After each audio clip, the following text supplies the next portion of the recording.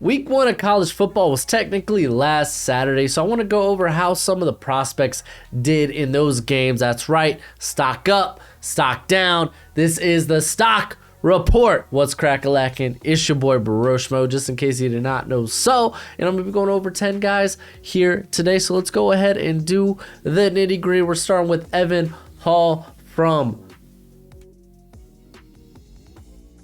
Northwestern. I'm sorry, I just noticed that I misspelled his last name.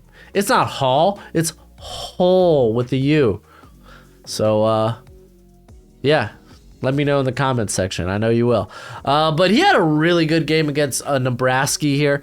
And in all honesty, like, I think there's a good chance that that Evan Hull here could be a maybe like mid to late day 3 pick, because in terms of what he does athletically, I think it just reminds me a bunch of Abram Smith from Baylor last year. Like, I like the vision of Hull. He shows pretty good bursts when going, if you just give him really a sliver of daylight. He has nice footwork in close quarters.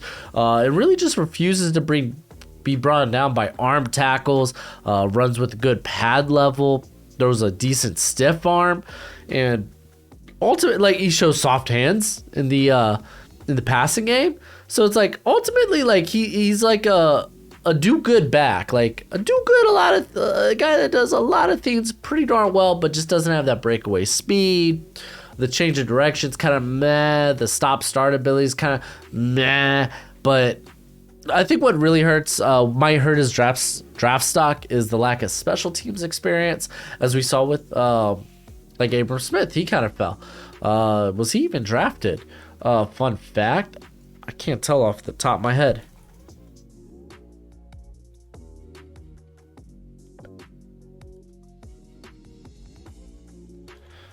He was, well, currently he's a free agent. He was cut by the Saints, but he was, okay, just tell me if he was undrafted. Come on. Yeah, he was a UDFA. So, again, I think Hull's kind of in that same vicinity. But really good game this past week against the Nebraska Cornhuskies. That's right, I said Cornhuskies.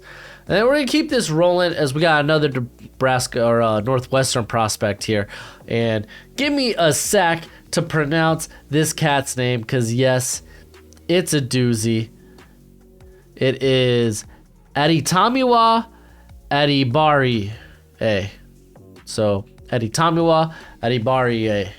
So, this cat had a really good game. 4 pressures, 3 stops. Like, you already look at him, like that 6'2", 280. Seems like he will have good versatility really in any scheme. Just nice size, nice strength. Like, honestly, has an athletic profile that could probably turn some heads. Like, he shows really good pass rushing upside. Where I really thought he needed to clean up is as a run defender, and I think thus far, out to a good start to this season. As 3 stops, what were the missed tackles? I don't think the missed tackles were, I think he had maybe 1 or 2, but yeah, definitely a guy to keep an eye on in what's seeming to be a very good edge class this season. And I think we're going to keep talking about this Nebraska Northwestern game, as we're going to talk about O'Shane Mathis, edge out of Nebraska. He's actually a former TCU prospect. If you didn't know, well, now you know. He will, one of my biggest gripes with him, he will be one of the older prospects, will be 24 at the beginning of his rookie season. And I don't know if it was because of like injury or something, but he didn't start the game. He ended up just being a rotation player for Nebraska. Played 36 snaps, so like there's questions there, and really didn't create a lot of havoc in those 36 snaps. Only had a single pressure. Like, this guy, like, he's agile. He's got a good athletic profile, and like, he does a good job with leverage. Just, we didn't see any of that. Like, one of the biggest qualms I have with him is his production has yet to take that next leap. It never did at TCU, and for me, this isn't a good start for him. Let's keep this train rolling as we're going to Illinois to talk about Devin Witherspoon, who a guy I was late to during the draft process or during the my summer deep dive, and was very pleasantly surprised when I went and watched him. I know that Walter Football, which I know we kind of meme Walter Football a little bit on this channel, but let's be fair, dude. He had Aiden Hutchinson as like a top 5 prospect before anyone else, so I'm just gonna say that. But with Witherspoon here, Water Football lists him as a first-round prospect. Now, I'm not entirely sold on that because there are things like I do think while I think he's got a good frame, he could put a little bit more mass on there just because he's so like he's a taller corner at 6 foot, but dude's wonderful. Lots of special team experience. A very solid tackler, takes good angles, maneuvers traffic well. Really, the biggest question coming into this season was, can he turn some of these pass breakups into interceptions? There were questions about his ball skills. And what does he do? He intercepts a pass, takes it for 40 yards. And not only that, allowed no catches on 5 targets, had a really good day there for Illinois. I don't know why this Illinois defense wasn't any better last year because they had a lot of defensive talent last season.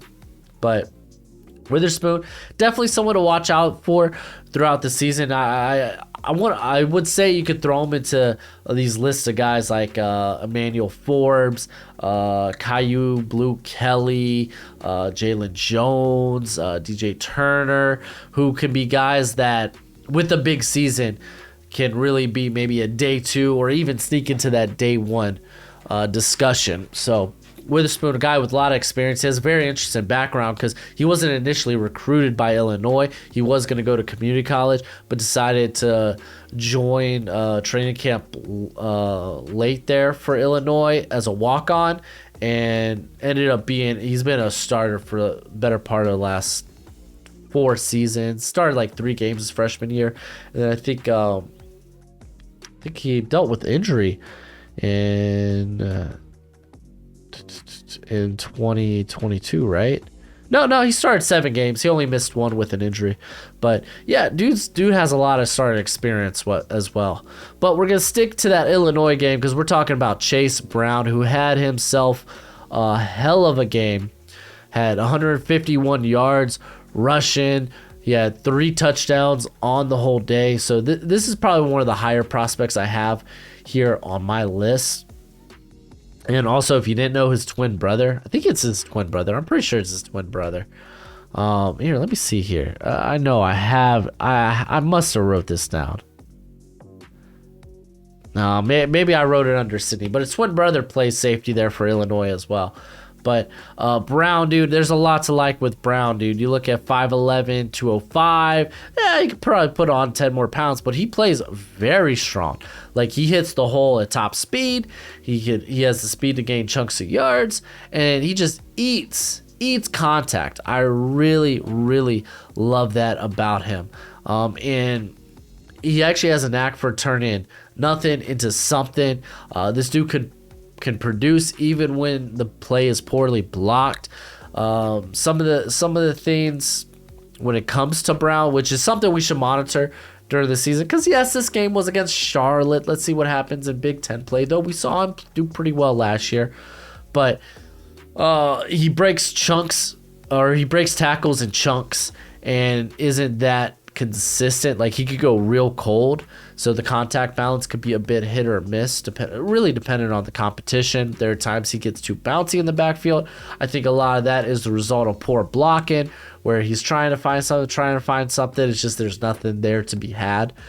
And a guy that honestly, like, he shows decent receiving chops. It's just he runs the basic running back route tree, swing, screen, wheels, all that stuff. Also needs a bit of work as a pass protector. Some things to monitor, but definitely a guy I could see going in like the 5th, 6th round area right now. Let's see how the rest of the season goes for him. he's starting out with a bang. He's starting out with a bang. And then we're going to move to the North Carolina Florida A&M game, and I'm going to talk about Noah Taylor. Now, interesting note about this game, Florida A&M was down 20 players because of ineligibility. There were some players that were hurt. So, like, this was not just like, this is a cupcake matchup. This was a cupcake that had some crowbars taken to it. Like, this cupcake was messed up. But Noah Taylor had himself a game, 5 pressures, a sack, 2 stops. So we're going to talk about him a little bit here because he is kind of a tweener.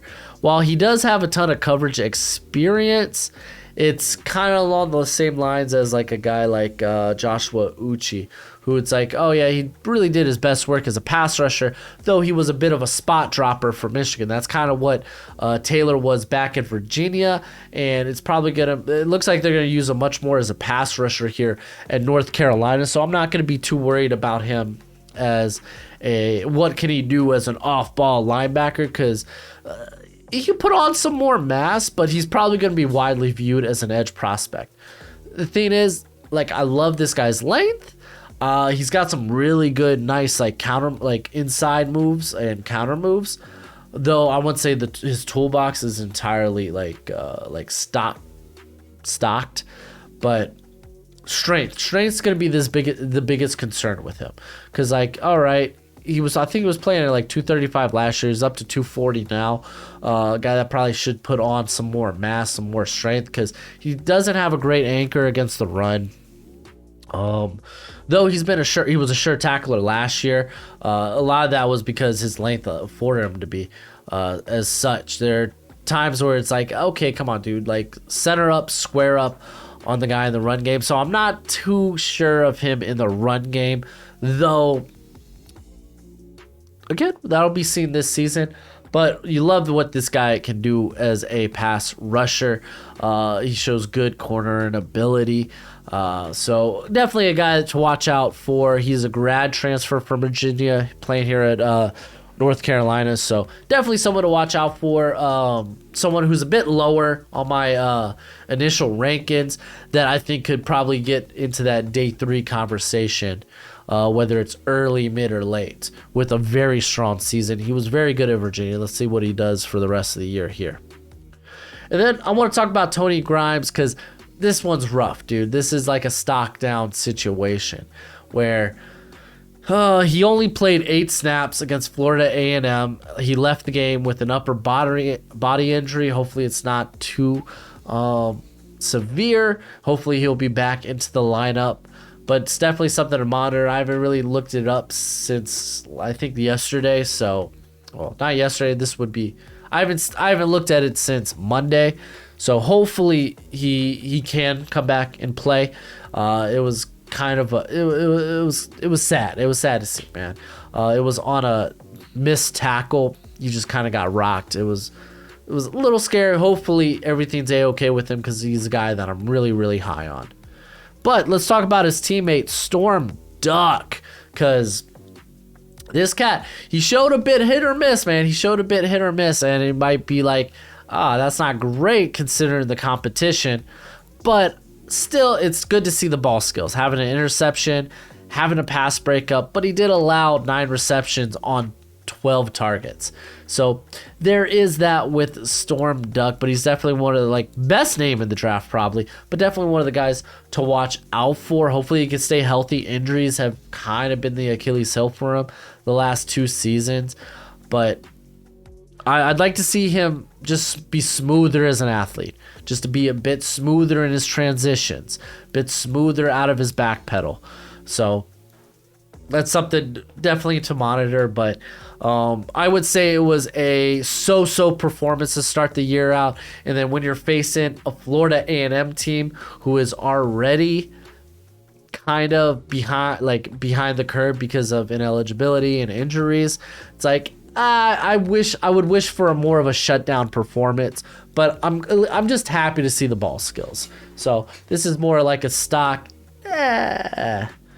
But let's talk about a boy I talked about in my Edge video, Jared Verse, Florida State. I could have talked about, is it Trayshawn Ward? the running back. You're gonna see him in the thumbnail, but I didn't list him here. That I only wanted to list 10 guys, and I wanted to be to be a little variety of stock up, stock downs. Though I think a majority is stock up, but Ward did a good job. Still doesn't have the best size in the world. But Jared Verse came out, only played about 24 snaps, I believe, and on 12 pass rushing snaps, 2 pressures, and a sack. I forgot who they were playing. It was like DeQuence. I'm terrible with names. It was a cupcake matchup, but he looked great. This is a former Albany transfer. He shined during spring practice. This is a guy that's jacked out of his mind. He's got a great build. Started out the year really strong. Didn't play a lot of snaps because they didn't really need him to. Like it was a blowout. So we saw a lot of players hitting the field. Shoot, I think Florida State had 3 different running backs run for over 100 yards. So again, they were playing a lot of different players because they were up pretty darn early. But Jared Verse coming out with I thought was a very strong performance on a low snap count, considering it was a blowout. But definitely a dude to watch out for. Could have a bit of that Jermaine Johnson type rise. Though Jermaine Johnson, he had the pedigree, being a former Georgia transfer. Verse, not so much, but he's well put together. Now, this one's a stock down for me. It is BJ Thompson out of Stephen F. Austin. Some of y'all might be like, what the heck? I think I've talked about him before, but let's go ahead and talk about him a little bit now. Because, yeah, I watched Stephen F. Austin. I think it was Jacksonville State. Here, let me actually confirm. I know it was red jerseys. I'm so positive it was. But with BJ Thompson here, he's a guy that's put on a lot of weight since joining Stephen F. Austin versus Jacksonville. Okay, it was Jacksonville State. I thought so. Just wanted to make sure it was the right red team I was thinking of. I just wanted to make sure it wasn't like a Jacksonville. But I watched a little bit of the game for BJ Thompson, and this cat he's got a bit of a pedigree. He was a former Baylor transfer, so there's a bit of a pedigree there. And however, like, he came out as like a tight end prospect initially, and he ends up moving to the defensive side of the ball. And last year he actually had a pretty darn good season. He has started every game there at Stephen F. Austin since 2020. So I think he made Bruce Feldman's freaks list. However, like, there are strength concerns with him. There is concerns about the level of competition, and I think there was concerns about how he plays out in space. He's not necessarily the most bona fide tackler, though he's got good pursuit speed, not a bona fide tackler. And we saw that. He had 3 pressures, though he did rush the passer a ton. But 3 missed tackles, it's kind of huge. I think his missed tackle rate was 50 or 60% for the game. So it's kind of huge. You're already undersized, a guy that needs to put on more mass. So not a great start, a guy that's probably trending as maybe a priority UDFA. I don't really think he's going to be a guy that sets the combine on fire if he's invited. A guy that'll probably need a Senior Bowl or one of those off-season All-Star Bowls to help his stock. But again, there was only a handful of games I could have watched this week. I decided I wanted to watch a bit more of BJ Thompson. Didn't come around I didn't come away wowed, especially considering the competition. So this is a bit of a stock down for a guy that was listed on Bruce Feldman's freaks list. But let me know what you think in the comment section below. Who are some stock up and stock down guys? Now we're gonna have a bunch more games this next week, so stock report's gonna be a bit more tougher going forward. But I look forward to watching a lot of college football this year. We got the watch along for Oregon, Georgia. Join us for that. But as always, until next time, you be easy, my friends. Later. Okay, good.